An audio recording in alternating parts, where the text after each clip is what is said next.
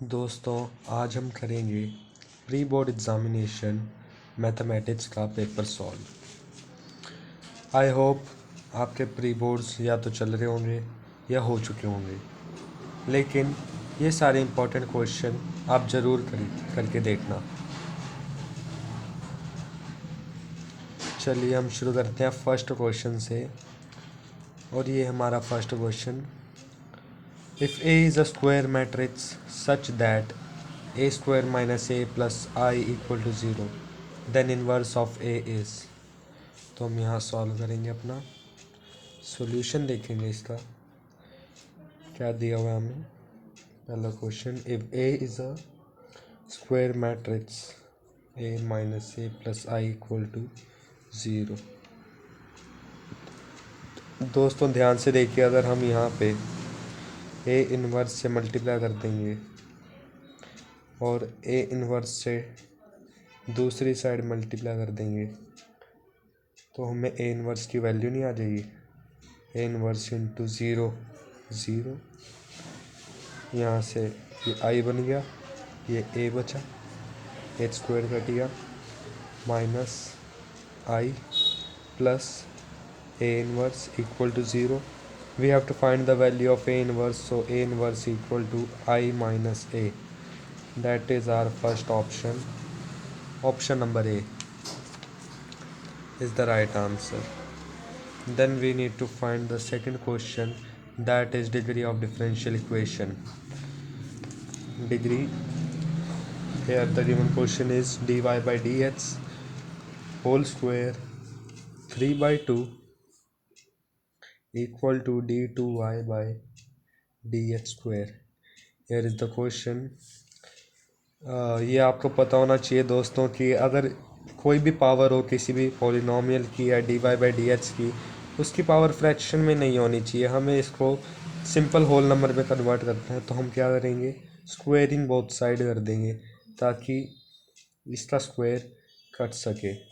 Squaring both side कर दिया, 1 d y by d h whole square का whole cube equal to d2y by d h square. इसमें हमें degree पूछी हुई है डिफरेंशियल इक्वेशन की, तो अगर इसके बेस पे जाएं तो इसके बेस पे इसका ऑर्डर 2 है, और जिसका ऑर्डर जो ज़्यादा सबसे बड़ा ऑर्डर होता है जिसका, उसी की पावर देते हैं हम।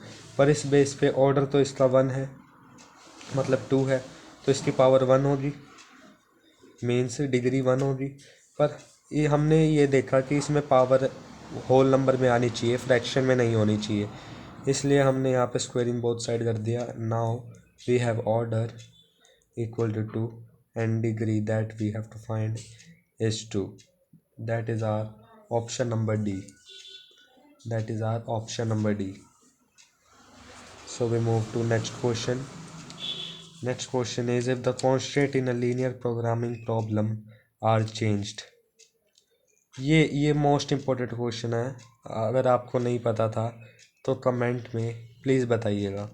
ये constant in a linear programming problem are changed means, अगर कांस्टेंट बदल दिए हों किसी भी लीनियर प्रोग्रामिंग के constant, you know that which are constant in LPP h plus 2y, कोई भी इक्वेशन दी हो, suppose this is equation, another equation 2y plus 3h equal to 24 less than greater than, these are said to be constant. If these value are changed, then obviously our problem is to be re-evaluated, means हमारा answer ज़रूर change होगा। तो इसका option number A is the right answer. Next में move to fourth question. ये हमारा, the line makes angle alpha beta and gamma with the coordinate h से respectively, means ये कौन अल्फ़ा बीटा गामा बना रहा है कोऑर्डिनेट एक्सिस से। Then sine square alpha plus sine square beta equal to sine square gamma, क्या होगा, sine square alpha plus sine square beta plus sine square gamma. हमें इसकी वैल्यू पूछी है क्या होगी। एज वी ऑल नो, अगर कोई अल्फ़ा बीटा गामा एक्सिस के साथ एंगल बनाते हैं तो उनकी सम क्या होता है, cos square alpha plus cos square beta plus cos square gamma equal to 1। We know this.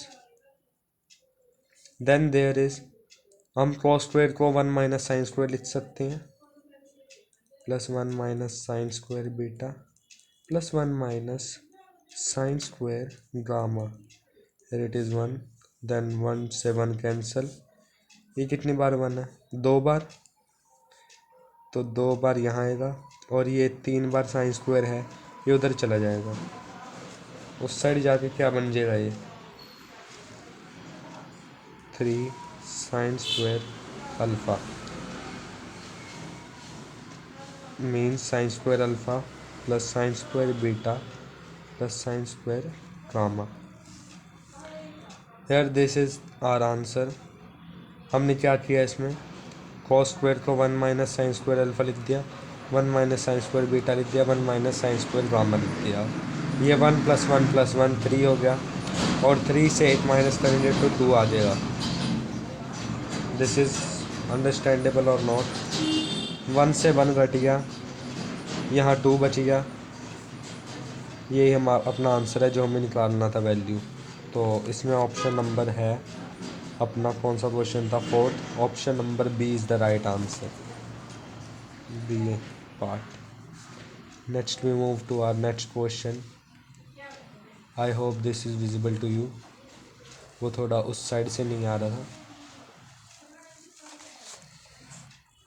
मैं आपको दोबारा यहाँ पे समझा देता हूँ।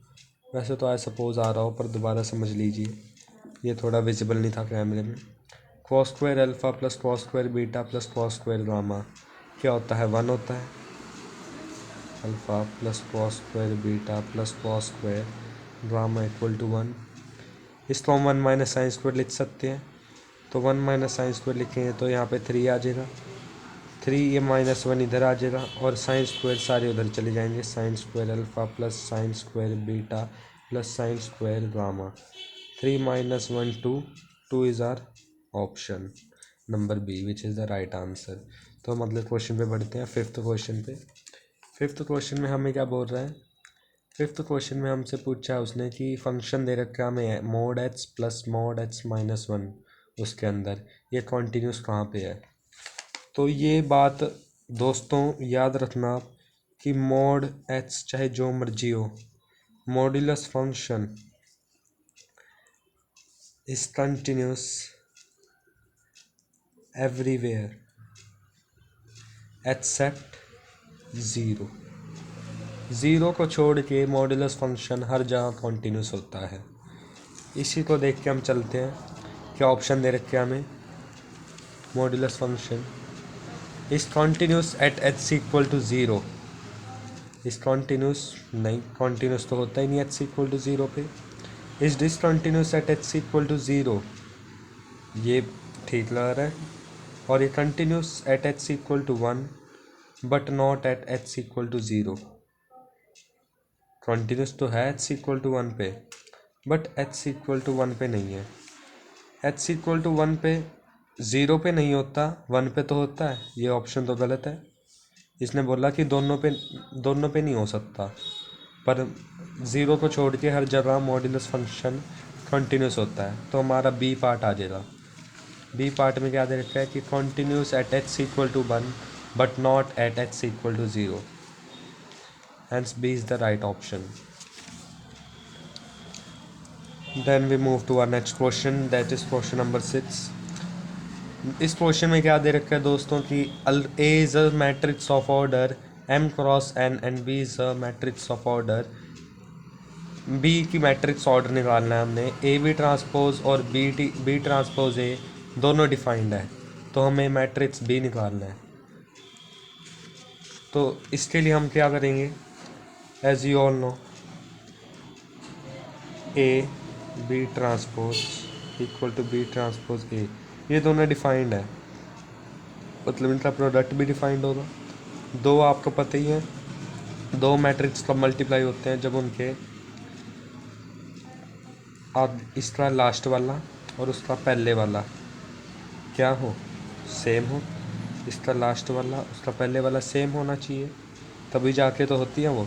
तो यहाँ पे बी ट्रांसपोज है, मतलब पी एन के इक्वल होना चाहिए, मतलब पी की जगह एन आना चाहिए। यहाँ पे हमने पी क्यू कुछ भी ऑर्डर मान लिया, बी का पी क्यू ऑर्डर, मतलब ये वाला इसके सेम होना चाहिए, p इक्वल टू n, मतलब ये तो हमें पता चल गया कि n है। सो m क्रॉस n किसके इक्वल है, n क्रॉस q।